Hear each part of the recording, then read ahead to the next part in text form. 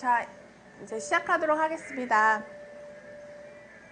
안녕하세요. 저는 엄마의 자존감 성장 관련된 강의를 시작할 홍보라라고 합니다. 오늘 저희 주제는 나로서는 엄마의 자존감과 관련된 강의의 주제를 시작하려고 해요. 네. 지금 7시란 아이들 밥을 챙겨주고 아니면 퇴근하셔가지고 분주한 시간인데 첫 번째 시간에 이렇게 여러분을 바쁜 시간에 초대해서 조금 죄송하긴 하지만 너무 바쁘시면 이어폰으로도 들으시면서 궁금한 거나 질문하고 싶은 것들은 채팅방을 이용해서 실시간으로 올려주시면 될 것 같습니다. 오늘 저희 주제는 나로서는 엄마의 자존감과 관련된 강의의 주제를 시작하려고 해요. 위쪽에 소리 있어요? 네. 지금 처음이라 조금 분주하고 실수를 시작하는데요. 이제 진짜 본격적으로 강의를 시작하도록 할게요. 네. 일단 간단하게 제 소개를 먼저 하고 시작하도록 하겠습니다. PPT를 보시면 일단 제 사진이 맞습니다. 제가 강의를 다닐 때 이 사진을 자꾸 보여드리니까 강사님 언제적 사진인가요? 라고 되게 많이들 얘기하세요. 근데 저는 어쨌든 저 사진이 되게 이쁘고 날씬하게 나와가지고 자주 사용하는 사진인데 저는 지금 더 나다움이라는 1인 기업을 만들어서 혼자 지식 컨텐츠를 만들고 개발하고 그것을 필요로 하는 사람들에게 제공하는 그런 일들을 하고 있어요. 그래서 엄마로서 되게 성장했던 시간들을 고군분투했던 것들을 이제 뒤에서 이야기를 해드릴 거거든요. 그리고 지금 사교육 걱정 없는 세상이라는 그 시민단체의 대표 강사를 활동을 하고 있고 천안 아산 지역의 대표로 엄마들과 만남을 가지고 있습니다. 제가 이렇게 여러분 앞에 설 수 있었던 이유는 엄마 세상 밖으로 나가다라는 책과 엄마 리딩이라는 책 2권을 출간하면서부터 제가 조금 더 여러분을 만날 기회가 많아졌던 것 같아요. 그리고 저에게 가장 중요한 거 바로 엄마 경력 13년 차입니다. 저는 엄마가 경력이 없다고 생각을 했거든요. 그래서 경력 단절이란 단어를 처음에 썼었는데 생각해 보니까 우리가 지금 이렇게 살아가는 시간들이 직업적인 경력 말고도 엄마로서의 경력도 굉장히 중요하다라는 생각이 들었어요. 화면만 봤을 때는 제가 되게 멋져 보이고 엄마로서 되게 성공했다라는 말씀을 하실 것 같은데 전혀 그렇지 않아요. 저도 지금도 항상 육아와 저의 일에 대해서 되게 갈등하고 균형을 잡기 위해서 노력을 하고 있거든요. 제가 어떻게 이렇게 저를 위해서 나를 어떻게 세우려고 노력을 했는지 그리고 왜 그렇게 하려고 했는지에 대해서 먼저 이야기를 해보도록 할게요. 여러분은 저와 공통점이 있지 않을까요? 우리는 공통점이 일단 엄마라는 직업 그리고 육아를 하고 있다는 것일 것 같아요. 사진을 보면 저의 모습이 어떻게 보면은 스포 같을 수도 있겠지만 제가 아이를 키우면서 잃었던 것과 얻었던 것들을 한번 정리해 본 적이 있었어요. 그래서 늘 항상 얻었던 거, 내가 가지게 된 건 없다고 생각을 했었거든요. 결혼을 하고 엄마가 되고 아이를 키우면서 항상 뭔가 잃었다고만 생각을 했어요. 그런데 손으로 적어보니까요. 잃었던 것들은 삶에 크게 문제가 되지 않더라고요. 그런데 얻은 것들은 저를 되게 많이 성장시키고 있었다는 것을 써보니까 알게 됐어요. 혹시 공통점이 있을 수도 있는데 한번 볼까요? 잃은 것들이 일단 저는 결혼하기 전에 굉장히 날씬했습니다, 여러분. 믿어지지 않으시겠지만 일단 날씬한 몸을 잃었고요. 그리고 혼자만의 시간, 자유, 잠을 좀 많이 잃었어요. 그리고 넓게 잘 수 있는 잠자리, 늘 항상 좁은 자리에서 낑겨 자는 듯한 느낌, 그리고 나를 생각하고 나를 위해 도전하는 횟수들이 굉장히 많이 줄었었어요. 이런 삶들이 당연하다고 생각을 했었거든요. 그 당연함이 저를 되게 힘들게 하더라고요. 그래서 늘 저렇게 뭔가 잠에 피곤하게 쩔어 있고 늘 잤는데 피곤해서 피로 누적에 아이들을 잡고 있고 혼내키고 있고 그런 시간들을 굉장히 많이 보냈어요. 근데 얻은 것을 한번 볼까요? 근데 이 얻은 것을 알기까지 제가 7년이 걸렸습니다. 그 7년 동안 제가 얻었던 것들이 저를 뒤돌아보게 하더라고요. 늘 항상 그냥 고민 없이 주어진 대로 의심 없이 살았던 그런 삶들을 한번 뒤돌아보는 기회를 가지게 됐고, 그리고 진짜 어른으로 성장할 수 있는 시간을 아이들이 저에게 줬어요. 든든한 가족이 있는 울타리를 만들어줬고, 항상 뭔가 그냥 공부를 해야 되나 그런 생각 없이 살다가 뭔가를 자꾸 도전하고 싶고 저를 자꾸 시험할 수 있는 그런 열정들을 육아와 그런 결혼 생활로 인해서 가지게 됐거든요. 그리고 술에 대한 행복. 여러분 혹시 그 맥주 한 캔의 힘을 아시나요? 저는 밤에 아이들 재워놓고 먹는 그 맥주의 맛이 진짜 맛있더라고요. 그래서 하지 않았던 음식도 하게 되고 정리하는 그런 습관들도 들이고, 그리고 가장 중요한 게 참을성과 책임감이 굉장히 많이 컸던 것 같아요. 왜냐하면 엄마가 되니까 아이들에 대해서 책임감을 그냥 회피할 수가 없더라고요. 그리고 해야 할 일들을 도망갈 수가 없었어요. 문 열고 저 현관문을 열고 나가면 내가 삶이 바뀔까? 도망가 버리면 이런 뭔가의 힘듦에서 벗어날 수 있을까? 늘 항상 그런 것들을 고민해봤는데 하지 못하겠더라고요. 왜냐하면 우리는 결혼하고 아이를 낳고 행복하기 위해서 그렇게 살았던 거잖아요. 그런데 그 시간 속에 저는 굉장히 희미해져 가고 있었어요. 제 자신이 날아다니는 공기처럼 뭔가 그냥 필요할 때는 숨 쉴 때가 필요하지만 막상 없어도 느끼지 못하는 그런 사람이 되어 가고 있더라고요. 좋은 엄마와 내 모습이라는 걸로 한번 얘기를 해보려고 하는데요. 저기 그림 중에 여러분은 어디 그림에 해당이 되세요? 저는 아이를 키우면서 자존감에 관련된 것들을 관심을 가지기 전에 제 모습은 항상 웃고 있는 얼굴이라고 생각을 했거든요. 그런데 집에서 하는 저의 행동은 옆에처럼 항상 미간이 찌푸러져 있는 모습이었어요. 근데 나는 왜 좋은 엄마가 되려고 할까라고 생각을 해봤더니 그냥 남들이 다 그렇게 하니까, 그리고 그래야 된다고 하니까.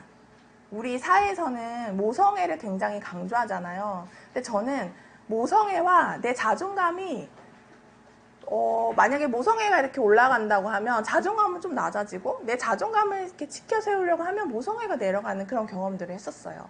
그러니까 예를 들어서 육아서를 굉장히 많이 봤거든요. 그 이유가 육아서에는 뭔가 성공 신화들이 되게 많았어요. 그러니까 어디서 육아나 아이를 키우는 것들에 대해서 공부를 할 수가 없으니까 제가 그런 것들을 보면서 이제 공부를 하게 된 거죠. 근데 그게 되게 부작용이 뭐였냐면 내가 지금 존재만으로도 되게 괜찮은 사람인데 뭔가를 자꾸 하려고 하니까 독이 되고 있더라고요.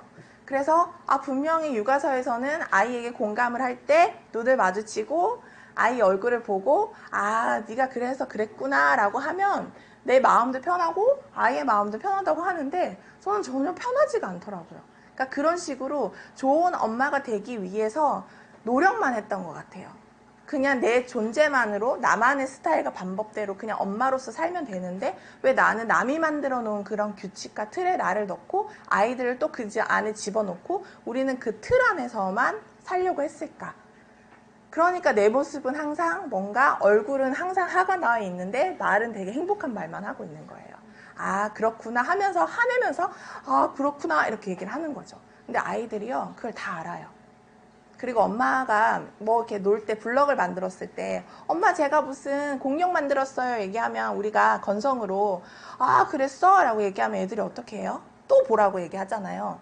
그러면 아이들이 원하는 것은 엄마가 잠깐 멈추고 그것을 진심으로 쳐다보는 그런 눈빛인데 저는 그걸 알면서도 제가 너무 피곤하고 힘들면 알면서도 그걸 그냥 대충 하는 제 모습을 봤어요. 그러니까 뭔가를 잘해주려고 노력하는 것보다 아이가 정말로 필요할 때 잘해주는 게 좋은 엄마지 않을까라는 생각을 했던 거죠. 왜 나는 그러면 좋은 엄마가 되려고 했을까? 그리고 사회에서 만들어 온 것들을 되게 많이 따라했을까라고 생각을 해봤더니 제 자신이 너무 두렵고 무서운 거예요. 불쑥불쑥 올라오는 그런 하드를 제가 주체할 수가 없는 거예요. 그러니까 어느 날에는 아이들을 때리면 안 된다고 하니까 화를 참았죠. 두 아이가 남매가 이제 거실에서 싸우고 있었는데 너무 화가 이렇게 올라오니까 때리면 안 된다 그러고 아이들이 다 이유가 있다고 하니까 자꾸 참는 거예요. 그러다 보니까 폭력성을 제가 막 싱크대에다 그렇게 문을 닫으면서 탁탁탁 소리를 내면서 쾌락을 느끼면서 제 알을 그렇게 분출하고 있더라고요. 그럼 아이들은 엄마가 싱크대 소리가 조금만 커져도 아, 우리 엄마가 화가 났구나. 아, 지금부터 내가 되게 잘해야 되겠구나. 이런 생각을 했던 것들을 학습을 하고 있었어요. 그래서 저의 이유 없는 화는 분명히 이유가 있겠죠. 근데 모르고 내는 그 화들이 저를 되게 분노하게 했고 그리고 불안하게 만들었어요. 분명히 나는 잘 살고 행복하려고 이런 생활들을 선택을 했는데 나는 왜 맨날 불안하고 우울할까? 근데 모르겠는 거예요. 그리고 만나는 엄마들과 얘기를 하면 다 똑같은 거예요. 저만 그런 게 아니라 다 그렇게 힘들고 신세한탄하며 사는 거죠. 근데 이게 문제가 뭐냐면 이게 상처가 대물림이 됐어요. 저희 아이들이 제 상처를 아이들도 고스란히 느끼고 저희 첫째 아이는 저한테 혼이 나면 그걸 둘째 아이한테 또 그대로 하더라고요. 제가 했던 그 억양과 말투와 화를 첫째 아이는 그대로 학습을 해서 둘째 아이에게 그대로 하는 모습을 이제 보기 시작을 했어요. 그만해야 되는데 여기서 멈춰야 되는데 그게 안 되는 거죠. 그러니까 내 화와 분노와 우울과 그런 부정적인 감정들이 대물림되고 있다는 것을 아이가 한 7살 되면서부터 삶에 너무 많이 느끼기 시작을 했어요. 우리가 아이들에게 가장 먼저 해야 될 게 무엇일까요? 여러분은 아이와 잘 지내기 위해서 무엇을 해야 된다고 생각을 하나요? 저는 아이와 잘 지내기 위해서 제가 노력하면 된다고 생각을 했어요. 제가 공부하고 제가 좋은 엄마가 되기 위해서 여러 가지 정보와 지식과 책을 읽으면 된다고 생각을 했어요. 그런데 13년 차 정도 아직도 아이를 키우고 있지만 아이가 고학년 정도 되니까 알게 된 게 있습니다. 우리가 아이에게 가장 먼저 해야 할 것은요, 바로 미안해 라고 사과하는 거예요. 저는 욕을 잘 못했어요. 늘 항상 아이가 잠이 들면 잠자는 아이 등에 대고 엄마가 오늘 미안했어 라고 얘기를 한다거나 계속 혼자서 그냥 아이는 못 듣는 상태에서 그렇게 사과를 하고 잠이 들고 아침에 일어나면 다시 잘 지내야지. 근데 그게 또 잘 안 되더라고요. 그러니까 이런 식으로 사과하기가 되게 어색했어요. 왜냐하면 우리도 우리 부모님한테 사과를 잘 받아보지 못하고 자랐거든요. 그러니까 이것도 대물림이 되고 있더라고요. 근데 우리 아이들은요, 감정 쓰레기통이 아니에요. 이 단어 혹시 들어보셨어요? 감정 쓰레기통? 제가 이거를 보면서 아, 내가 화가 나고 이랬던 것들이 우리 아이들에게 쓰레기통을 만들어 놓고 그 안에 다 집어넣고 있었던 거예요. 잘못되고 있다라는 생각이 들었던 거죠. 여러분도 혹시 지금 내가 우리 아이들을 쓰레기통으로 만들어서 내 감정을 다 거기다 버리고 있는 건 아닐까? 한번 스스로에게 물어봤으면 좋겠습니다.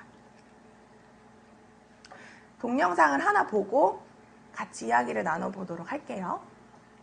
그리고 일요일 저녁. 야, 이준성! 너 일로 빨리 들어와봐. 엄마가 그만 폭발하고 말았습니다. 너 지금 내일 모레가 시험인데 2단원이고 1단이고 이게 자습서도 하나도 안 풀려져 있네?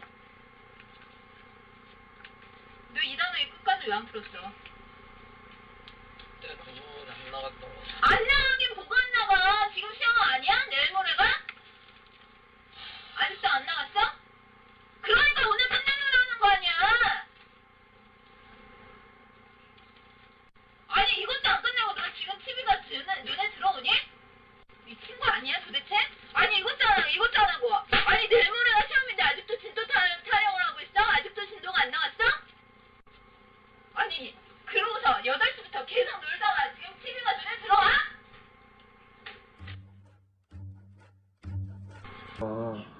너 어디야? 난 너 보면 일단 와봐. 또 어디다 왔어? 네? 어디다 왔냐고? 도서관 나왔는데 친구랑 같이 오다가 오다가. 그냥 얘기하다 보니까 길어졌어요. 좀. 너는 말이 되냐? 지금 12시 반이 넘었는데? 그러니까 난 너가 참 애가 좀 바보 같아, 보면은. 너 다음 주에 시험이잖아. 너가 공부하는 저들 이제 다 일으켜야 네 행동에서. 아, 정말. 지금 똑같은 얘기를 몇 년째 하냐? 너는 막노동에서 일하고 네 친구 애들은 판검사 되고 의사 되고 아니면은 대기업체 너 만날 수 있을 것 같아? 못 만난다고. 네가 쪽팔려서. 이 바보야. 넌 앞으로 보고하고 다녀. 알았어? 네.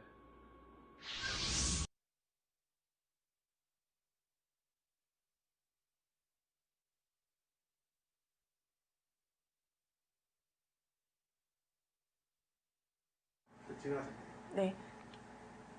자, 동영상을 보니까 어떤 생각이 드세요? 아, 내 모습이다. 아니면 좀 저럴 수가 있지? 라는 생각을 하셨을 거예요. 저 동영상이 학부모라는 책, 그 EBS에서 그때 특집으로 했던 방송 중에 한 부분을 제가 가지고 왔거든요. 근데 저는 학부모라는 뜻이 그 학자가 나쁜 뜻인지 몰랐어요. 그냥 학부모는 뭔가 학습에 대해서 도움을 주고 그런 사람들을 학부모라고 생각을 했었는데, 아이가 초등학교에 입학하면 학부모가 된다고 생각을 했었거든요. 근데 여기서 말하는 학은 아이들을 뭔가 언어적으로 폭력을 한다거나 괴롭히는 거, 그런 거를 학부모라고 얘기를 하더라고요. 감정이 대물림 되어 있었고, 아이가 저에게 되게 눈치를 많이 보기 시작을 했어요. 그래서 저희 둘째 아이가 이제 화장실이 되게 급한데 가고 싶은데 못 가가지고 참고 있는 모습도 보이기 시작을 했고, 엄마가 화장실을 아까 가라고 했잖아, 이런 말들을 되게 많이 했던 거죠. 그러니까 그 일상적인 삶들이 되게 일상적으로 살지 않는 듯한 느낌? 그리고 저는 집에서 독불장군이 되어 있고 명령하는 사람이 되어 있었어요. 그리고 어느 날은 제 분노를 참지 못해가지고 몸을 부들부들 떨면서 이빨을 막 이렇게 갈면서 아이들에게 진짜 매만 들지 않았을 뿐이지 말로 아이들을 그렇게 때리고 있었던 거죠. 저 동영상의 모습이 저의 모습이었어요. 아이의 학년과 나이만 다를 뿐이지 저는 영유아 시절부터 아이들에게 늘 항상 한글 공부를 해야 되고 뭔가를 해야 되고 너는 왜 안 했니? 늘 항상 닥달하고 명령하고 아이들에게 항상 뭔가를 시키는 엄마가 되어 있더라고요. 근데 나는 왜 그런 생활을 했을까라고 생각을 해봤습니다. 여러분 혹시 죄책감이란 단어와 수치심의 단어의 차이점 혹시 아시나요? 이 PPT를 보면요, 죄책감이란 단어는 나는 나쁜 행동을 했다래요. 그러면 수치심은 나는 나쁘다. 어떠세요? 지금 여러분은 죄책감을 느끼고 있으신가요? 아니면 수치심을 느끼고 있으신가요? 저는 처음에는 죄책감으로 시작을 했어요. 한 번만 더 참고 화를 내지 말걸. 손 들고 벌 세우지 말걸. 나의 행동에 대해서 판단을 했었는데, 그런 것들이 10번 되고 계속 늘어나다 보니까 어느 날 제 자신이 너무 나쁜 거예요. 어떻게 내가 낳은 아이에게 이런 말들을 하고 있지? 어떻게 나의 사랑스러운 아이들에게 내가 이런 행동을 하고 화를 내고 윽박을 지르고 있지? 저의 수치심은 굉장히 커지고 있었고, 그 커진 수치심이 저의 자신감을 낮추기 시작을 했죠. 낮아진 자신감은 저의 자존감도 낮게 만들었어요. 지금부터 그래서 자존감에 대해서 이제 이야기를 해보려고 해요. 아까 동영상에 나와 있는 부모들의 모습이 과연 나쁜 부모일까요? 아니에요. 저희의 하나의 단편적인 모습일 거예요. 왜 그러면 우리는 항상 역할 수행만 하고 있을까? 우리는 왜 부모의 역할만 하고 있을까? 한번 생각을 해볼게요. 수치심이라는 감정이 커지고 자신감이 낮아지고 내 자존감까지 낮아지고 있을 때 우리는 분명 해결되지 않는 욕구가 있을 거예요. 예를 들어서 너무 피곤하다. 그러면은 자고 싶고 쉬고 싶은 욕구가 충족되지 않는 거겠죠? 그리고 아이에게 그 감정이 그대로 전달되는 거죠. 내 피곤함과 힘듦이 다 너희들 때문이야.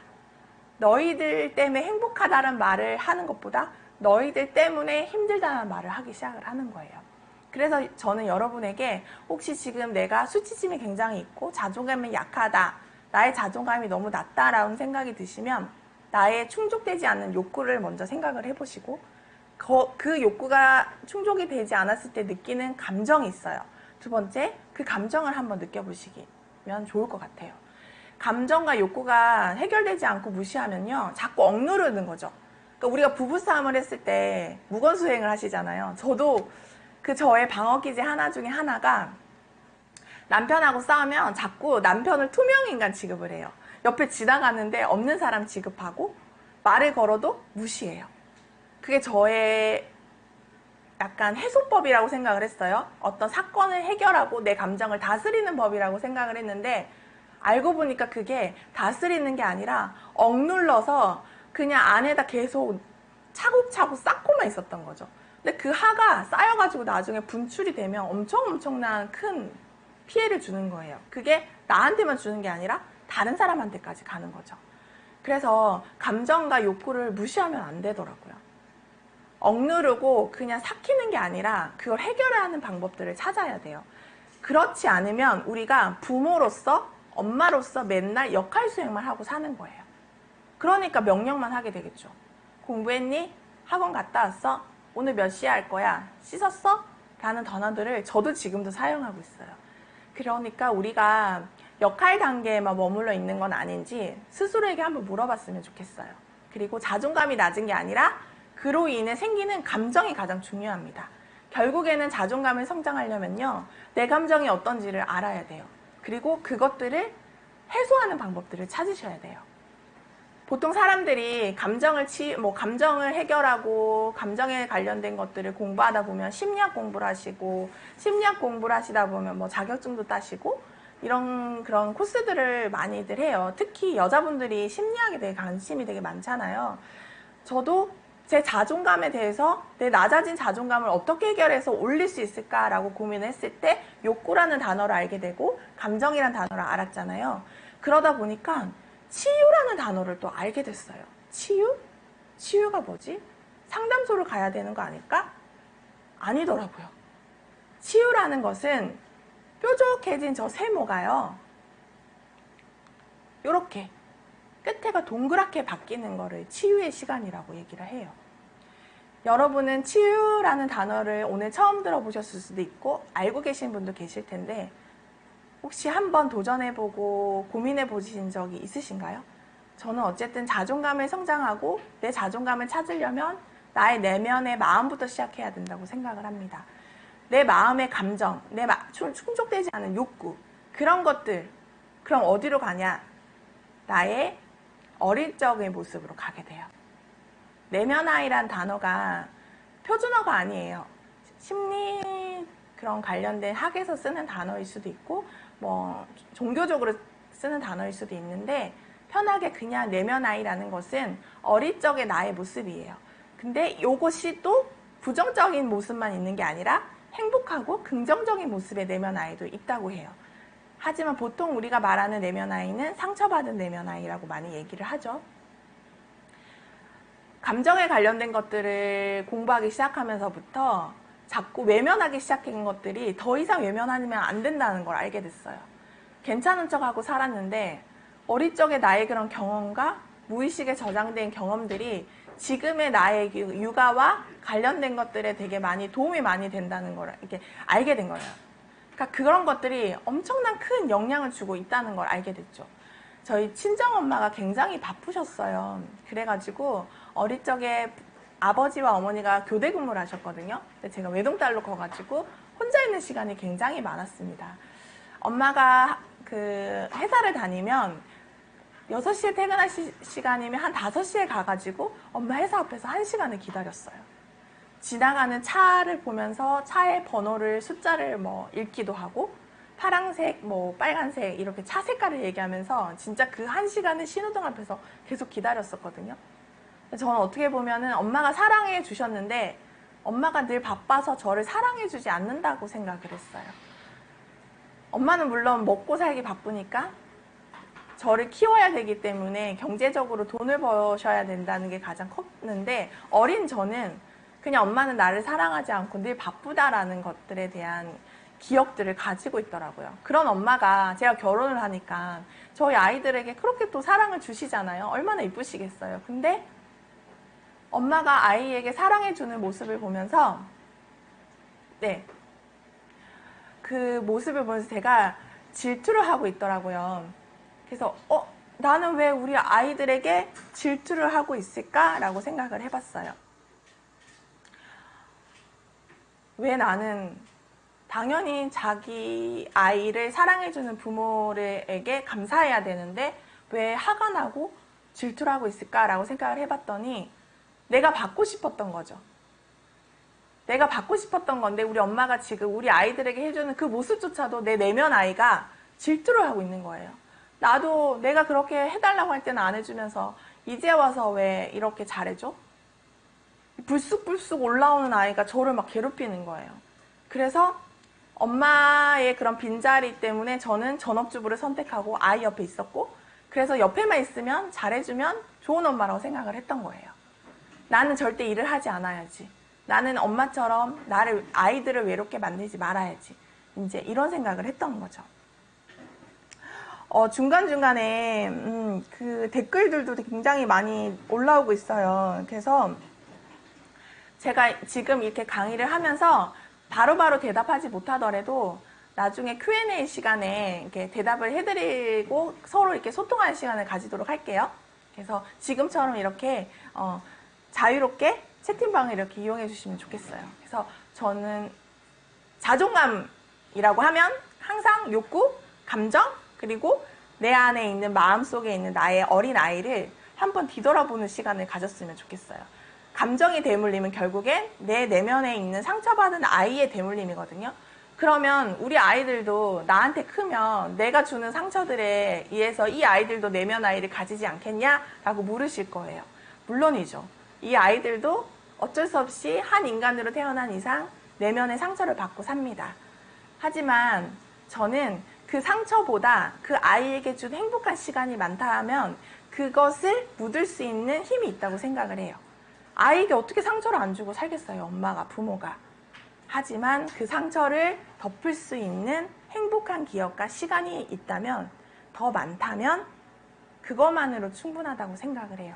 그리고 엄마가 이런 것들을 공부하고 알아가는 시간을 가지면 분명히 어른이 된 나의 아이에게 도움이 될 수 있는 그런 인생 선배가 될 수 있을 거라고 생각을 해요. 유리가 깨지고 있죠. 그러면 강사님, 내면 아이에 관련된 것들은 정말 깊고 해야 할 공부들이 너무 많은데 지금 당장 그렇게 얘기하신다고 해결이 될까요? 라고 물으실 수도 있어요. 그래서 제가 이 공부를 한 몇 년 동안 하면서 알게 된 게 있습니다. 짧은 시간에 내 내면 아이가 과연 뭐지? 난 내면 아이가 있나? 난 내면 아이가 없다고 생각하는데 하시는 분들이 위해서 한 가지 방법을, 이제 몇 가지 방법을 얘기해 드리려고 해요. 내면 아이와 마주하기. 한번 보도록 할게요. 자, 4가지 질문이 있어요. 내면 아이와 마주하기. 첫 번째, 내면 아이의 상황과 모습을 한번 적어보세요. 문득 떠오르는 나의 어릴 적 모습을 적는 거예요. 기쁜 것도 될 수가 있고요. 상처받은 것도 있어요. 근데 보통 상처가 많으신 분들은 아무리 기쁘고 행복한 걸 생각해 보라고 얘기를 해도 늘 항상 뭔가 상처받았던 나의 모습을 딱 가지고 있더라고요. 사진처럼 딱 그 장면을 기억하고 계세요. 그걸 그냥 사실적으로 적는 거예요. 첫 번째. 그리고 두 번째, 그 아이가 느끼는 감정을 한번 적어보는 겁니다. 외롭다, 아니면 속상하다, 두렵다, 눈치가 보인다, 혼자 있고 싶다, 이런 것들 있죠. 그런 감정들을 그냥 생각나는 대로 쭉 적으시는 거예요. 그리고 세 번째, 그 아이가 원하는 게 뭘까? 사랑? 아니면 물질적인 풍족? 아니면 나만의 자유의 시간? 형제가 너무 많다 그러면 혼자만의 시간이 또 없고 혼자만의 공간이 없잖아요. 그런 것들 한번 적어보시는 거예요. 그리고 가장 중요한 게 듣고 싶은 말이 무엇인지를 본인이 본인한테 물어보는 거예요. 좀 닭살스러운가요? 이런 걸 막 이렇게 해보라고 하시면 못하겠어요. 어떻게 이렇게 닭살스러운 걸 해요? 라고 말씀하시는데 저는 이거를 외면하지 않으셔야 된다고 생각을 해요. 자꾸 이런 것들을 하지 않으면서 책만 아무리 읽고 심리 공부를 하시고 상담소를 간다고 해도 해결되지 않아요. 뿌리부터 건드려야 되는 거거든요. 그래서 이런 걸 듣고 4번의 문장에 답을 써보시고 스스로 얘기를 해주는 거예요. 아, 보라가 되게 외로웠구나. 닭살스러워요. 저도 이런 얘기하면. 하지만 자꾸 하다 보면요, 괜찮아요. 나중에는 거울 보면서 할 수 있게 돼요. 거울 명상이라는 말도 있고 그런 단어들이 있잖아요. 보라가 되게 외로웠구나. 아, 그래서 보라가 사랑받고 싶었던 거구나. 그런 거구나. 그랬구나. 이것만 해도 눈물이 막 주르륵 나요. 그러니까 여러분이 이 강의 들어오셨으니까 그냥 가실 수 없잖아요. 이런 것들을 하셔야지만 자존감에 어떤 근접한 상황까지 갈 수 있어요. 자존감에 관련된 걸 성장시킬 수 있는 힘은 결국에 내 내면의 뿌리부터 시작을 해야 되거든요. 그럼 이런 것들이 너무 어렵고 불편하다라고 하시면 상처를 한번 버려보는 거예요. 이 상처의 방법은 2주차에 그 강의를 해주신 이영인 작가님이 저한테 한번 얘기해 주신 건데 저도 한번 해봤거든요. 근데 굉장히 속이 되게 시원해지더라고요. 상처 버리기 첫 번째, 종이에 상처를 이제 적습니다. 다 보면은 약간 의식과 행동이 적는 거죠. 적어야지 눈에 보이고, 눈에 보여야지 내 무의식에 저장이 된 것들이 끄집어낼 수 있어요. 종이에 상처를 적고, 두 번째, 그 종이에 이제 적은 것들이 이렇게 여러 가지가 있겠죠? 그걸 막 갈기갈기 찢으세요. 아, 욕을 해서 찍어도 돼요. 사람도 없을 때 하시면 되잖아요. 막 욕도 해요. 뭐 욕할 수 있는 거잖아요. 욕도 막 하시면서 찢으세요. 그리고 그거를 봉지에 이렇게 담으시는 거예요. 찢어진 것들을 담으면서 나의 그런 상처들을 한번 훌훌 털어버리는 거예요.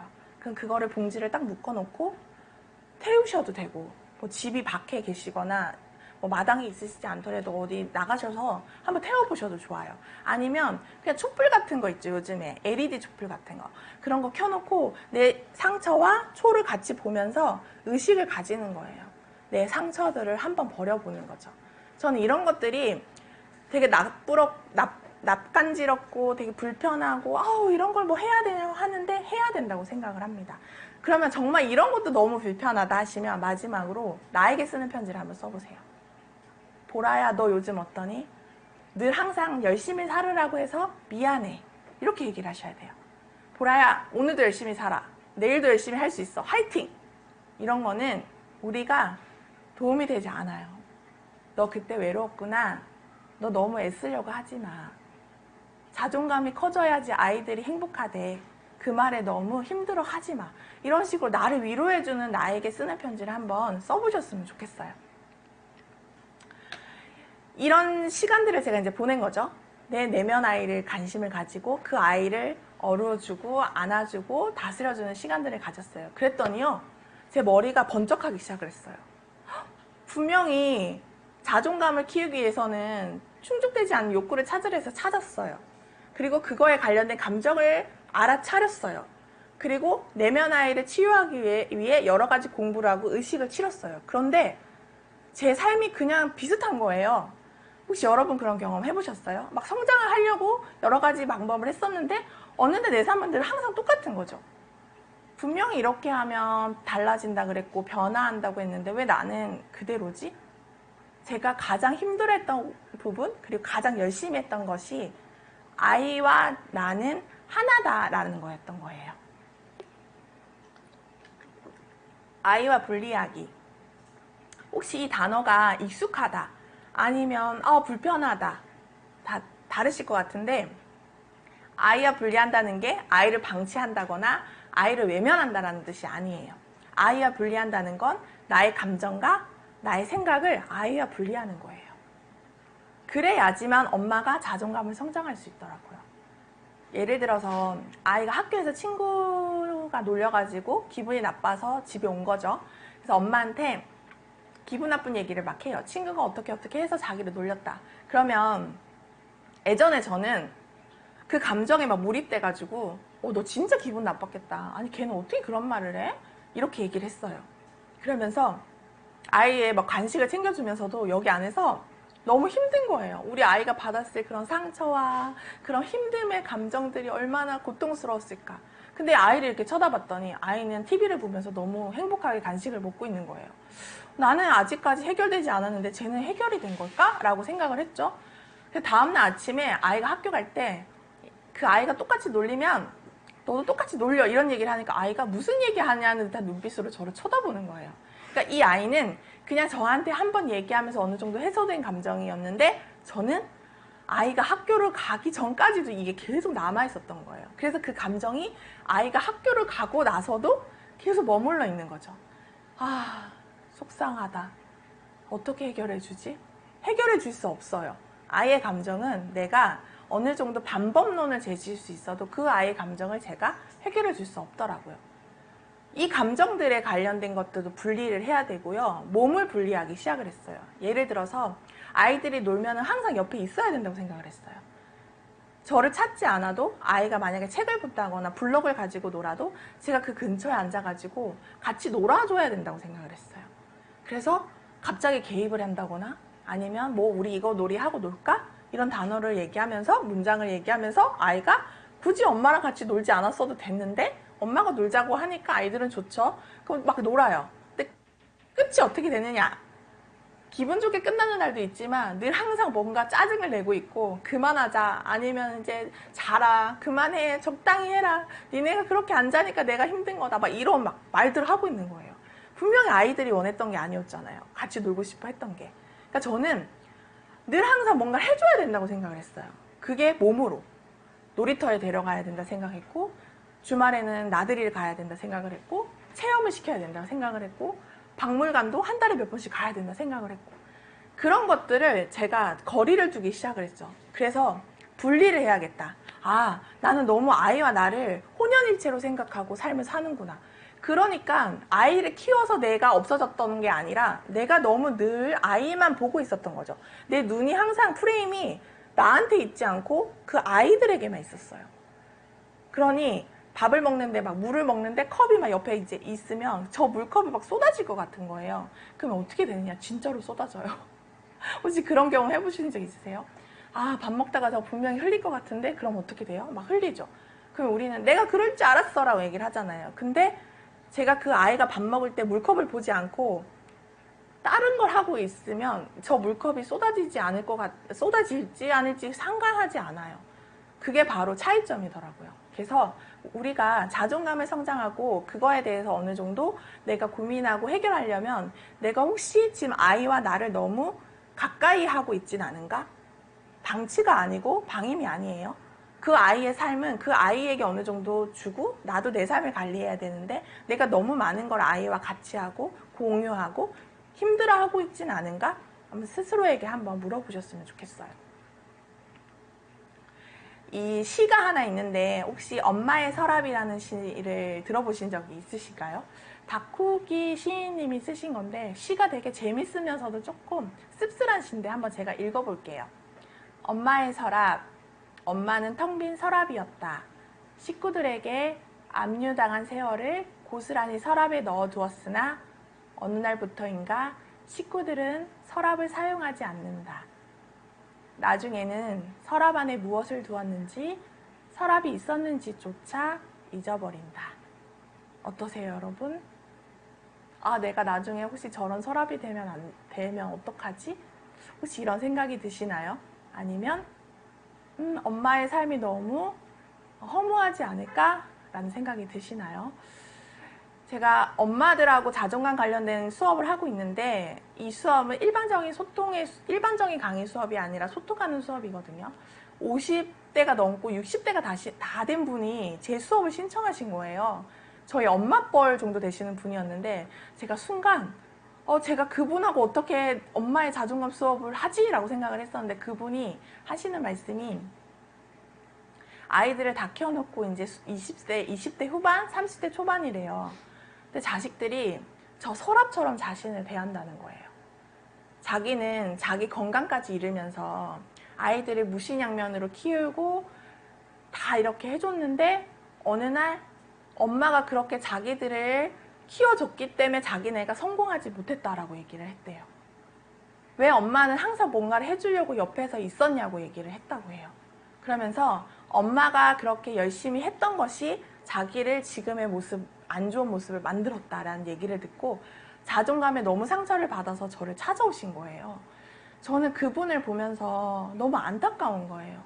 이분이 그런 서랍이 돼서 사는 게 과연 자기가 잊혀지려고 아이의 그런 말을 들으려고 그렇게 사셨겠어요? 아니잖아요. 근데 진짜 저도 그렇고 아이들도 그렇고 부모가 잘해준 것보다 못해준 거를 그렇게 기억을 해요. 여러분도 혹시 지금 부모에게 느껴지는 거 어떠세요? 저도 우리 엄마 아빠한테 받은 상처부터 얘기할 수 있을 것 같거든요. 잘해줬던 기억이 분명히 있는데도. 근데 우리 아이들도 그렇고 그렇게 되지 않을 수도 있지만 엄마의 삶이 저런 서랍이 된다고 생각을 해보면 너무 속상하고 안타까운 것 같아요. 그래서 우리는 우리의 삶을 살아야 됩니다. 그래서 아이와 분리하고 나의 감정과 나의 욕구와 내가 하고 싶은 거, 내가 무엇을 좋아하는지 우린 나를 찾아가는 시간을 가져야 해요. 나를 찾아가는 시간을 그럼 어떻게 가지느냐 한번 얘기를 해볼게요. 저는 나를 찾아가는 시간을 가진다는 게 예전에 과거, 결혼하기 전에 나를 찾는다고 처음엔 생각을 했어요. 그래서 결혼하기 전에 일했던 나의 모습, 워킹을 하면서 돈을 벌고 경제적으로 독립하면서 막 명품 가방도 사보고 그런 나의 그런 잘 나가던 20대 그 모습을 찾는다고 생각을 했어요. 나를 잃어버린 나를 찾는 게. 근데 아니더라고요. 엄마가 되고 엄마로서 살기 시작하면서 나를 찾아간다는 거는 나를 바로 세우는 거였어요. 늘 항상 흔들렸거든요. 옆집 언니가 무슨 얘기하면 그거에 또 휩쓸려가지고 문제가 아니었던 것들이 또 문제가 되기도 하고 그런 경험을 하면서 나는 나를 바로 세워야겠다라고 생각을 했어요. 그래서 어떻게 살아야 될까라고 되게 고민을 많이 했어요. 혹시 여러분도 자기 삶에 대해서 고민하고 궁금해하지 않으면서 아이들에게 너 의사가 돼, 너 선생님이 돼봐 라고 얘기하시진 않으세요? 여러분 혹시 의사로 살아보셨어요? 여러분 혹시 선생님으로 살아보셨어요? 아니시잖아요. 근데 왜 그런 삶을 살면 행복할 거라고 얘기를 할까요? 저는 엄마부터 어떻게 살아야 될지에 대한 어떤 재정립의 시간이 필요하다고 생각을 해요. 그래야지만 아이들이 엄마가 하는 말에 힘을 아는 것 같아요. 그리고 그래야 된다고 생각을 해요.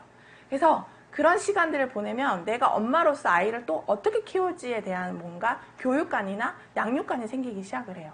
그래서 우리의 자존감을 찾는다는 건 나를 바로 세우는 거예요. 엄마가 잘 살아야, 엄마가 행복해야 아이가 행복하다는 말, 그런 교과서적인 말이 있잖아요. 근데 그 말이 진짜 맞습니다. 엄마가 행복해야 아이가 행복할 수 있어요. 그럼 첫 번째 저는 내가 지금 이 순간에 우울하고 힘든 것들이 분명히 이유가 있을 거죠. 그게 불충족 욕구가 될 수도 있고 그런 것들을 한번 정리를 해보고 필요 없는 것들을 가감히 정리하셔야 돼요. 첫 번째 제가 했던 거는 동네에 만나는 사람들을 바꿨습니다. 그 사람들이 잘못하고 이상하다는 게 아니라 제가 늘 항상 점심시간 전에 커피 한잔 마시고 커피 한잔 마시니까 어차피 밥 먹어야 될 거 점심 같이 먹을까 해서 또 점심 먹고 그러면은 좀 있으면 1시간 있으면 애들 오니까 노곤하고 하니까 누구 집에 가서 커피 한 잔 더 하자. 그럼 또 거기 갔다 오고 그러면 아이가 집에 돌아왔을 때 너무 피곤하고 힘든 거예요. 너무 말을 많이 해가지고 막 수다를 너무 많이 떨고 온 거죠. 그럼 막상 우리 아이가 말을 하면 귀찮아가지고 막 TV 틀어주고 자요. 그래놓고는 분명히 1시간 보고 일어났는데 아이들은 엄마가 보라고 해서 봤는데 저는 막 잠이 덜 깬 상태에서 바닥에 떨어진 그 과자 부시래기부터 막 바나나 껍데기 이런 거 보면서 막 화를 내는 거죠. 빨리 치워! 빨리 TV 꺼! 막 이런 얘기를 하는 거예요. 그래서 만나는 사람을 조금 바꿔볼까라는 생각을 했어요. 그래서 매일매일 점심 외식을 하고 아이 쇼핑을 하고 했던 것들에 대해서 조금씩 정리를 하고 누워서 TV만 보던 늘 채널을 돌려가면서 하루의 일과가 TV 보는 것들에 대해서 조금 정리를 하고 성장을 가로막는 것들이 무엇일까 스스로에게 묻고 그것들을 하나씩 정리하는 시간을 가졌어요. 여러분도 한번 해보셨으면 좋겠어요. 질문, 나의 성장을 가로막는 것은 무엇일까? 라는 것들에 대해서 한번 대답을 해보셨으면 좋겠어요. 엄마가 되고 나를 찾는다는 것은요, 아까 제가 말했듯이 결혼하기 전에 나를 찾는 게 아닙니다. 나를 찾는다는 건, 엄마가 나를 찾는다는 건 나와 육아의 균형을 맞춰서 가는 그 길을 찾는 거예요. 결국 우리는 엄마라는 그런 삶을 포기할 수도 없고 도망갈 수도 없어요. 그리고 저는 끝까지 잘 지내고 싶어요. 아이들과 엄마라는 삶으로. 그러면 엄마의 삶을 살면서 나는 그러면 계속 내려가면서 엄마 삶은 경력이 올라가야 되냐? 그게 아니라 엄마와 나의 삶이 균형 있게 자리 잡는 거. 저는 그게 바로 나를 찾아가는 거라고 생각을 하거든요. 그런 어떤 포인트가 우리 시대의 그런 육아서뿐만 아니라 자기계발서를 보면 그냥 내가 좋아하는 게 뭐고, 내가 어떤 사람인지 알고, 나의 기질은 뭐고, 나의 본성은 뭐고, 이런 것들에 자꾸 초점을 맞추는데 우리 어때요? 막상 그런 걸 도전하려고 하면 아이가 뭐 학교 갔다 오는 시간이 걸리고, 그리고 코로나이니까 지금은 아이들도 학교 안 가죠. 그러니까 집에 있는 아이들의 밥이 또 걱정이 되고, 알지만 되지 않거든요.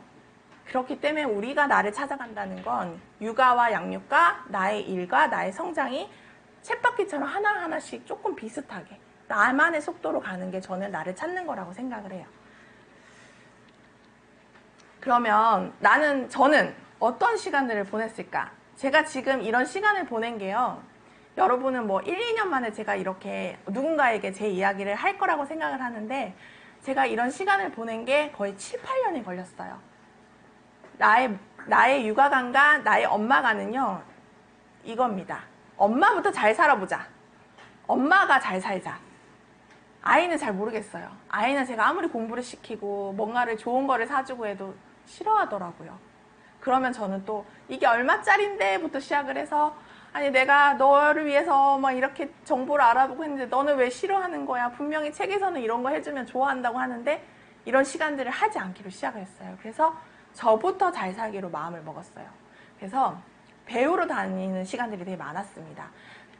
PPT의 사진을 보면요. 첫 번째 사진은 컬러 테라피 뭐 이런 심리적인, 그 다음에 애니어그램 이런 뭔가의 심리학 관련된 모임들이 굉장히 많아요. 동네에. 그런 것들을 알아보고 수업을 들어 다녔고, 사교육 걱정 없는 세상이라는 제가 그 강사 일을 하고 있는 그 단체에 지역 모임이 있더라고요. 그런 곳에 가서 아이들과 좀 사교육을 적당히 시키고 좀 서로 편한 관계를 유지할 수 있는 건 무엇일까에 대해서 관심을 가지면서 활동하기 시작을 했어요. 그리고 아까 성장을 가로막는 것들이 저는 인간관계였거든요. 사람 좋아하고 맛있는 거 좋아하고 수다 되게 좋아하는 저를 도구만 좀 바꾸면 좋지 않을까? 먹는 것이 아니라 뭔가 배울 수 있는 거. 근데 그게 독서더라고요. 다행히 육아서를 많이 봤던 경험이 있어가지고 또 책을 그렇게 안 읽던 제가 한 권, 두 권 육아서를 읽던 그 경험들이 책에 대한 도전의 힘을 주긴 했었던 거예요. 지금 보면 되게 다행이기도 하고 그런 시간들이 또 열심히 했던 것들이 좋은 영향을 줬던 것 같기는 해요. 이 동영상을 한번 보고 얘기를 할게요. 지금 그 실시간 방송을 보시는 분들 중에 저랑 온라인으로 필사, 테마 독서 모임이라는 거 같이 하는 멤버들도 계실 거예요. 이 모습이 제가 매일매일 하고 있는 일처럼, 저는 돈을 받고 있지는 않지만 이 일이 저의 삶을 가장 많이 바꿔준 행위라고 생각을 합니다. 지금 포스트잇에 제가 하고 있는 것들이요, 책을 읽으면서 드는 질문들을 적고 있는 거예요. 저는 눈으로 책을 읽었었거든요. 손을 움직이지 않았는데 늘 항상 책을 읽을 때는 가슴이 막 뛰어요. 그래 맞아 그랬구나, 잘할 수 있을 거야. 그리고 책을 딱 덮으면요, 내가 분명히 아까 무슨 생각을 했는데 뭘 하고 싶었는데 뭐였지? 라는 생각을 했던 거예요. 그래서 필사를 하기 시작을 했고, 그 시간이 3년이 지나고 나서 저는 스스로에게 질문할 수 있는 힘이 생겼어요. 그러다 보니까 하고 싶은 일이 생기고, 내가 누군지 아무리 알려고 해도 알지 못했던 것들을 제가 손으로 쓰면서부터 알기 시작을 했어요. 그래서 이렇게 보시면 조금씩 넘겨주시겠어요? 이 포스트잇의 옆에 제가 질문의 답을 쓰고 있는 거예요. 그러면서 내가 분명히 실패했던 이유는 무엇일까라는 걸 아마 쓰고 있는 거거든요. 그럼 머릿속에 분명히 실패했던 이유를 알고 있어요. 근데 거기서 멈추는 게 아니라 그걸 제가 종이에 적습니다. 그리고 정리를 해요. 그럼 어떻게 되냐? 다음에 그런 일이 똑같이 일어났을 때 내가 적었던 것들이 눈에 싹 지나가요. 그리고 실수를 줄일 수 있게 돼요. 저는 엄마들이 가장 빨리 나를 찾고 나를 바로 세울 수 있는 게 독서고, 그냥 눈으로 하는 독서가 아니라 손으로 하는 독서. 그리고 이미 온라인으로 엄마들과 지금 같이 이런 활동을 많이 하고 있거든요. 그 분들의 삶의 변화를 제가 분명히 봤어요. 그래서 여러분에게 독서를 한번 해보시라고 권유해드리고 싶어요. 네. 그래서 이제 동영상을 잠깐 멈추고 PPT로 다시 넘어가도록 할게요. 이런 거 관련돼서는 제 이제 블로그에 많이 올라와 있거든요. 인스타랑. 그래서 한번 보시면 돼요. 네, 넘겨주세요. 요 모습은 무엇이냐? 아까 제가 말한 온라인으로 지금 엄마들과 같이 책을 읽고 있거든요. 제가 경험을 해보니까요. 책이 습관이 되려면 너무 힘들어요. 책 한 장 보지 않았던 사람이 어떻게 나를 위해서 책을 본다고 아무리 해도 이렇게 습관이 되겠어요. 그래서 제가 식탁에 앉아서 그렇게 책을 봤어요. 막 행주로 이렇게 물기를 묻혀서 식탁을 닦죠. 아이들이 밥을 먹고 나와서 이제 학교를 가거나 이러면. 그러면 진짜 그 물기가 마르기 전에 책을 폈어요. 왜냐하면 열심히 안 하는 나를 너무 잘 아니까. 분명히 포기할 거라는 생각이 이미 마음을 가지고 있었던 거죠. 그래서 정말 일처럼 매일매일 시간을 짜놓고 스케줄을 하면서 독서를 했던 경험들을 엄마들에게 나눠주고 싶더라고요. 그래서 온라인으로 저와 마음이 맞는 엄마들을 모집을 해서 매일매일 인증을 단톡방에 올리고 있는 거예요. 근데 이분들이 옆에 있는 8주차 베스트 질문이라는 게 있는데 일주일에 한 번씩 내가 아까 필사하면서 뽑았던 질문 있죠. 그 중에서 가장 큰 질문을 하나씩 서로 뽑아요. 그래서 그거에 답해보는 시간을 가지거든요. 여러분 한번 봐보세요. 질문지 한번 내용 한번 볼까요? 누구누구야 언제 어디에 있을 때 가장 기분이 좋니? 내가 나한테 물어본 적 있으세요? 책을 읽으면서 혹시 이런 질문 해보신 적 있으세요? 없으시잖아요. 있을 수도 있겠지만 보통의 우리는 책을 읽으면서 이런 질문을 하지 않습니다. 내가 원하는 삶은 관심 없어요. 작가가 살았던 삶에 관심 있어요. 그러면 우리는 늘 항상 타인의 삶을 보면서 부러워하면서 또 동기부여도 받으면서 나는 잘 안 되니까 포기하거나 나는 또 왜 안 되지? 죄책감을 느끼거나 이런 계속 그런 삶들을 살게 되는 거예요. 앞으로 무엇을 하기 위해서 살고 싶니? 본인한테 한번 물어보신 적 있으세요? 저는 이런 엄마들의 그런 질문들을 보면서 희망이 보이기 시작을 했어요. 10개의 질문만 와도 되게 막 이렇게 뭔가 잘 사는 듯한 느낌 들지 않으세요? 그냥 자존감이 막 성장되는 듯한 느낌 들지 않으세요? 저는 이런 것들을 한번 엄마들이 많이 해보셨으면 좋겠어요. 또 하나, 저는 일기를 쓰는데요. 이 일기장은 제가 39살, 제가 이제 작년에 39살이었는데 그때 썼던 일기장을 하나 가지고 왔어요. 감정에 대해서 되게 예민하고 감정이 해결되지 않으니까 아이들에게 나의 하와 그런 상처들이 대물림됐던 경험이 너무 많기 때문에 저는 제 감정을 제가 다스리고 인정해주고 이렇게 치유해주는 시간을 가지기 시작했다고 했잖아요. 그래서 매일매일 밤마다 사건들을 적고 제 감정들을 적습니다. 어떤 아이와의 마찰이 있었으면 그때 느꼈던 감정들을 단어를 뽑아서 일기장에 쓰기 시작을 했어요. 그랬더니 하루의 마무리를 일기를 쓰면서 마음이 차분해지고 편안해지는 느낌을 받았어요. 그렇게 잠이 드니까 아침에 일어났을 때 기분이 좋더라고요. 근데 일기를 쓰지 않고 내 감정을 해결하지 않고 충족되지 않은 욕구를 그냥 무시해버리고 자고 눈을 떴을 때는 또 하루가 시작되는구나. 아우 지겨워. 이랬거든요. 여러분도 한번 해보셨으면 좋겠어요. 이런 방법들에 관련된 제가 두 번째 수업 9월 달에 있을 그 수업에서 쓰기와 독서에 관련된 걸 조금 더 집중적으로 뽑아서 강의를 할 예정이에요. 그래서 두 번째 시간에 조금만 기다려주시면 요거에 대해서는 좀 더 많이 설명을 해드릴게요.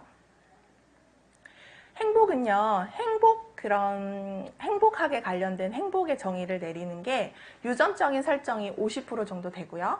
그리고 생활 사건에서 일어나는 이벤트, 갑자기 일어나는 갑자기 보너스가 200만 원이 들어왔다, 내가 주식을 해서 돈을 벌었다, 이런 생활 사건에 대한 게 10%밖에 안 되고 가장 많이 바꿀 수 있는 게 의도적인 행동이라고 얘기를 합니다. 의도적인 행동? 과연 뭐지? 아까 제가 말한 거. 걸림돌을 제거한다거나 독서를 한다거나 일기를 쓴다거나 필사를 한다는 것. 정말 어려워요. 제가 잘나서 했다는 게 아니라 저는 되게 간절했어요. 정말 잘 살고 싶었어요. 정말 아이들에게 그만 화내고 싶었어요. 그리고 나도 뭔가 성장해서 돈도 벌고 싶고 내가 사고 싶은 것도 마음껏 살고 경제적으로 보탬이 되고 싶었어요. 존재를 인정받고 싶었던 거죠. 그 간절함이 저를 의도적인 행동을 하게 만들었어요.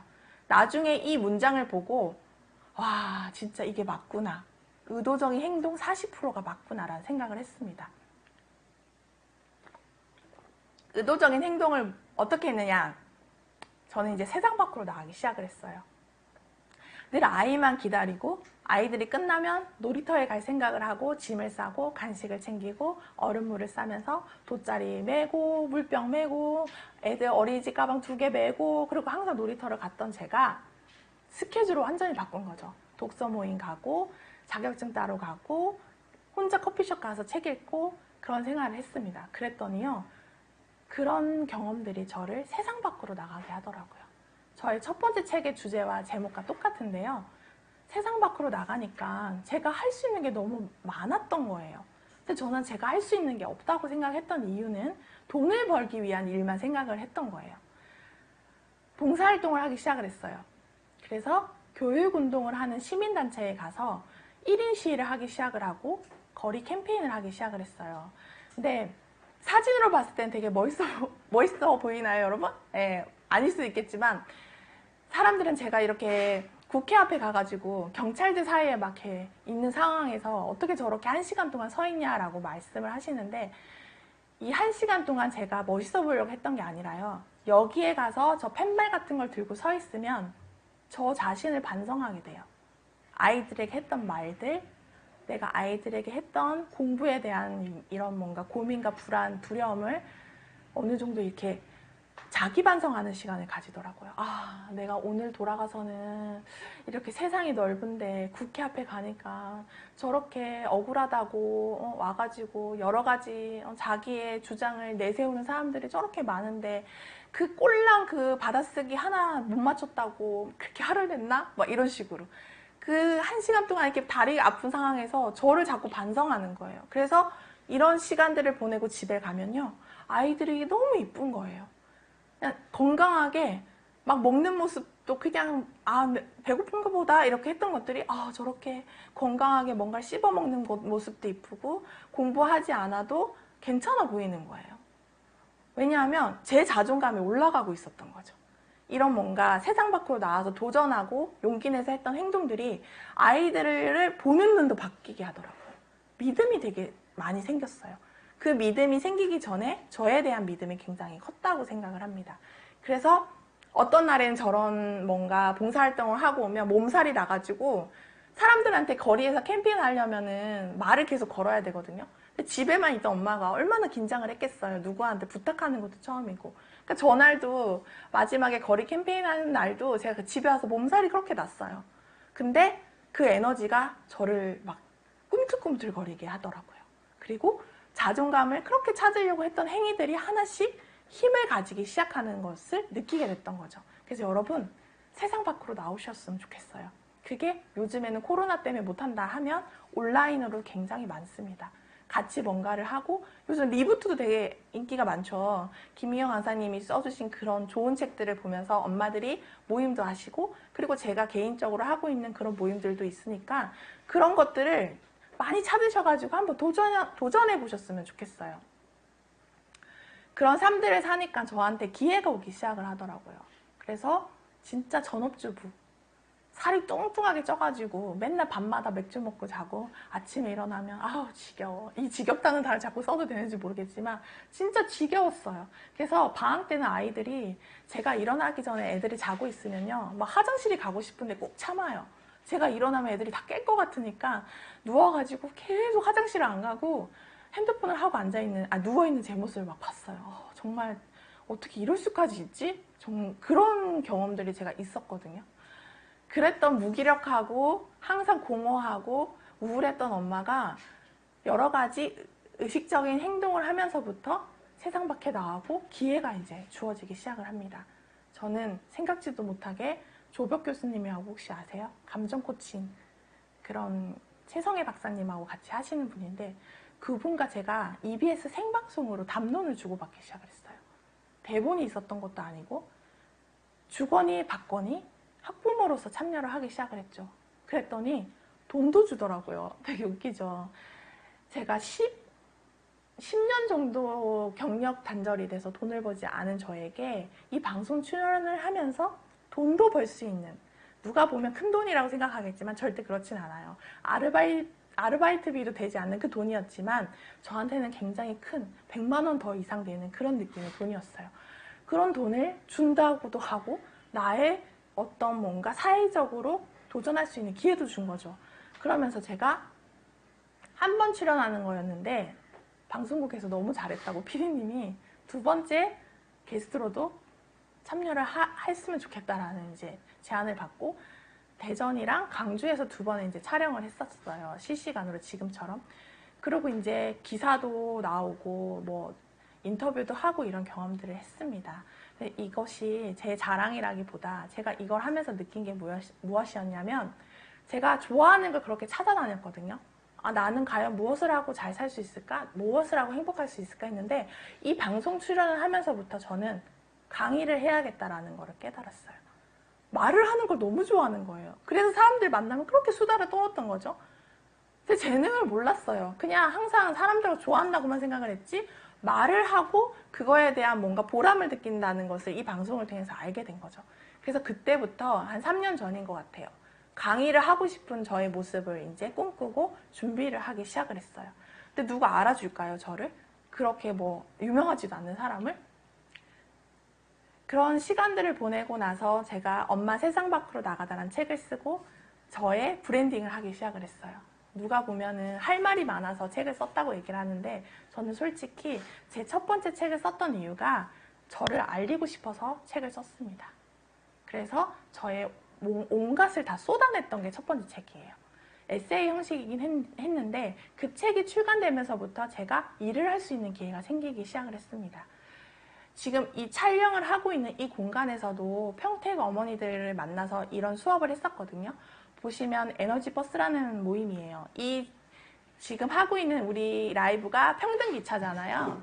평등기차의 친구인 에너지버스를 제가 시작하게 된 거예요. 그러면서 사진 속에 보시면 수업이 아니라 하나의 워크숍 같이 프로그램으로 6주차를 하는 건데 여기에 오신 어머니들이 자기의 아픔, 자기의 충족되지 않은 욕구, 감정 이런 것들을 제가 준비한 것들에 의해서 다 쏟아내고 계시는 거예요. 그러면 누군가가 누군가를 위로해주고 나는 또 그 위로를 받으면서 힘을 얻고 아이들을 건강하게 키울 수 있는 에너지를 계속 주고받고 했던 거죠. 저는 그래서 확신했어요. 이제는 일반적인 이런 강의 형식이 더 이상은 아니구나.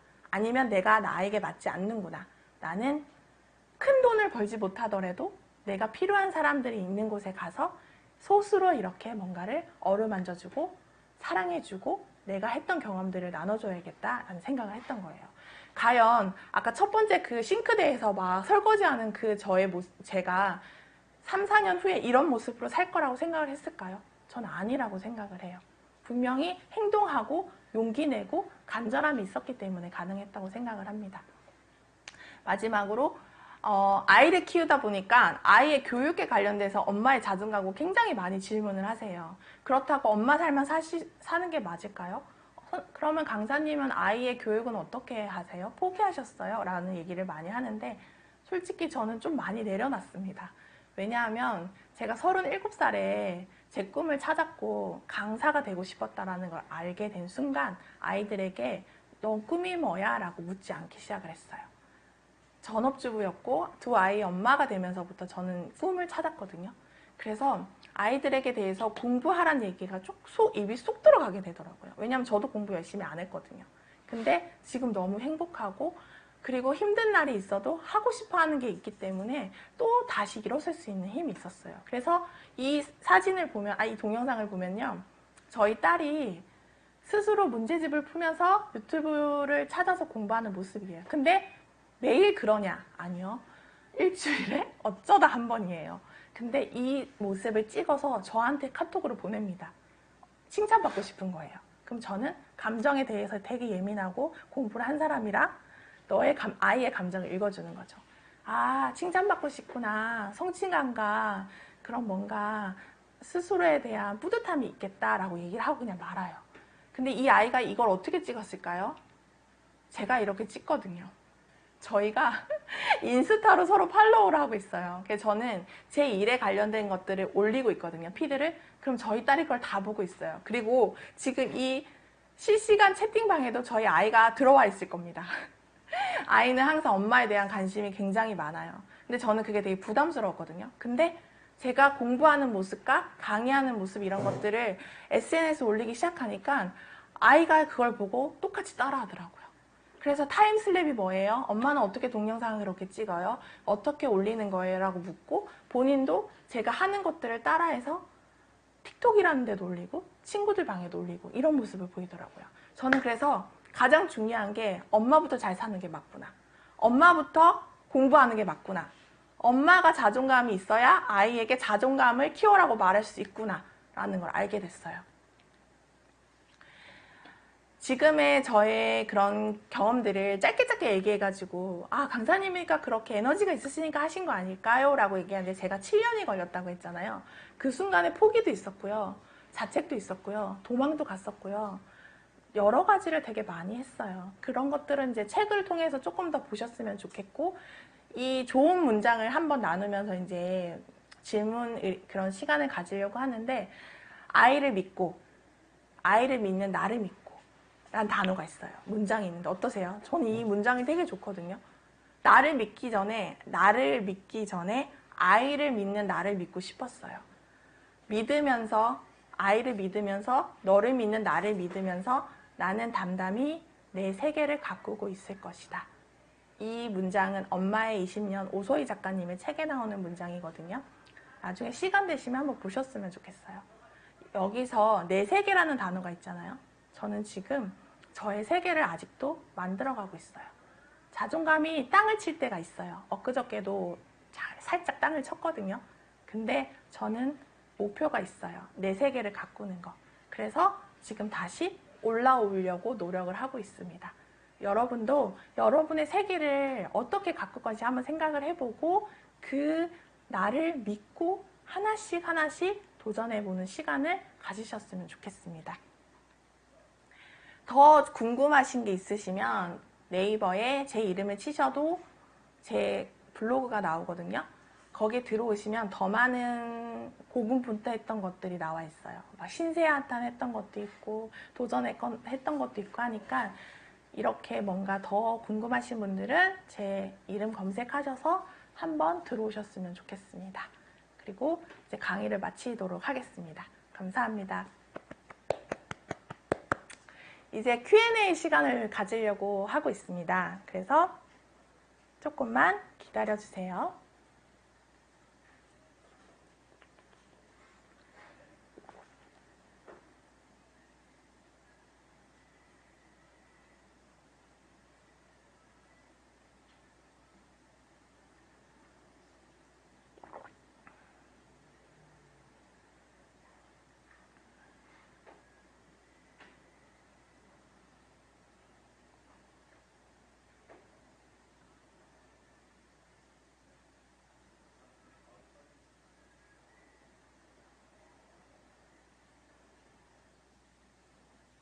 자, 질문이 없어요? 방송에서 Q&A가 나갔다고요? 이제 방금. 아, 조금 기다리세요. 네. 혹시 제 강의 들으시고 궁금하신 거 있으시면 채팅방을 통해서 질문 남겨주시면 좋을 것 같아요.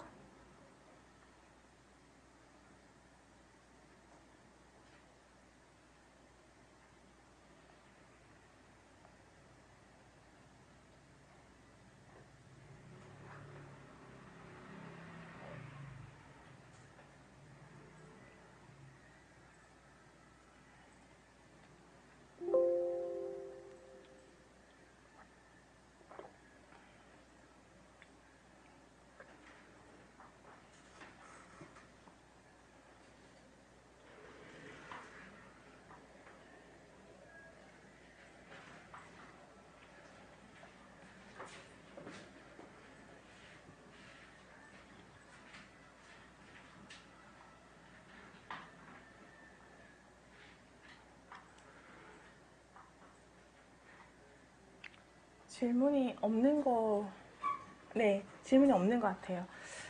다들 지금 시간대가 아이들하고 같이 이렇게 활동을 하고 케어해야 될 시간이라 아마 질문이 떠오르지 않으실 거라고 생각을 해요. 그래서 첫 번째 8월 달에 강의는 이렇게 뭐 끝나더라도 9월 달, 10월 달 강의가 있으니까 저한테 궁금한 게 있으시면 개인적으로 블로그에 남겨주셔도 제가 다음 강의할 때 그 질문에 대해서 한번 준비해 보도록 하는 그런 시간도 가지도록 하겠습니다. 그래서 다음부터는 오전에 강의를 한번 해보거나 아니면 아주 뭐 늦게 9시, 10시에 여러분들이 조금 참여할 수 있는 시간대로 해서 다시 만나 뵙도록 할게요. 그리고 2주차에 진행하는 아빠들을 위한 시간, 어떤 현실적인 부부가 나와서 얘기를 할 수도 있고 그 시간도 꼭 참여해 주셔서 도움이 되시는 그런 시간이 되시길 바라겠습니다. 네, 오늘 감사했습니다.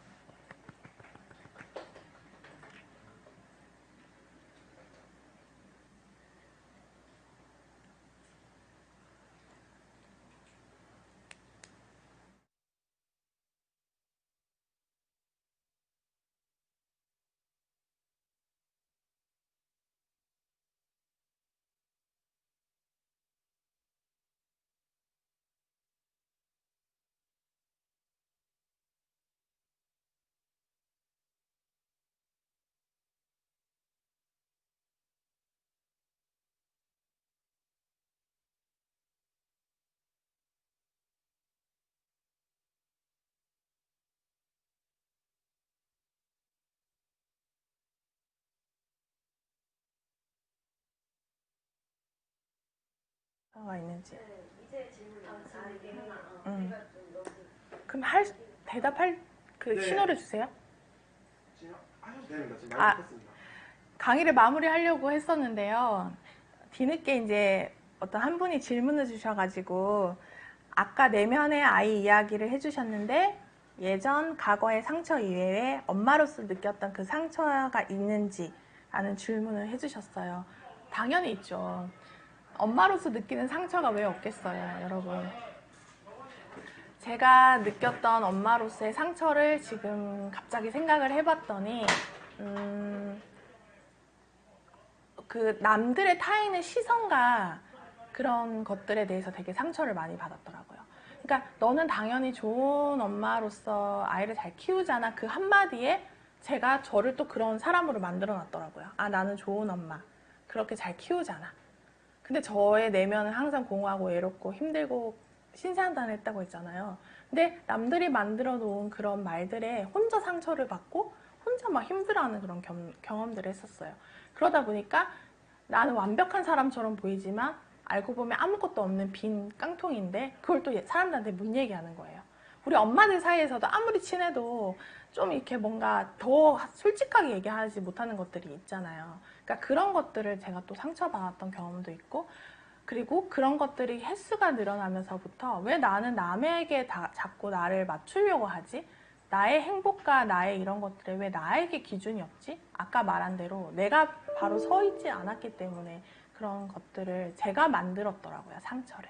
그래서 수없이 많지만 엄마로서의 상처를 여러분들이 느끼고 있는 것들과 되게 비슷하지 않을까라는 생각을 해봅니다.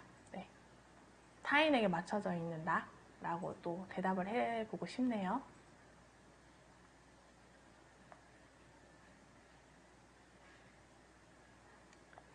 네,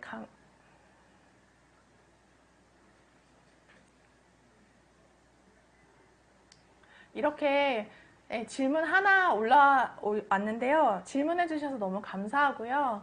그리고 아까 강의 마무리 한다고 해놓고 또 질문하고 또 지금 다시 또 마무리를 하게 됐어요. 이렇게 처음이라 조금 어색하고 저희들도 조금 더 나은 모습으로 2주차에 또 만나 뵙도록 하겠습니다. 그리고 항상 관심 많이 가져주시고 평등기차 응원 많이 해주시기 바랍니다. 감사합니다.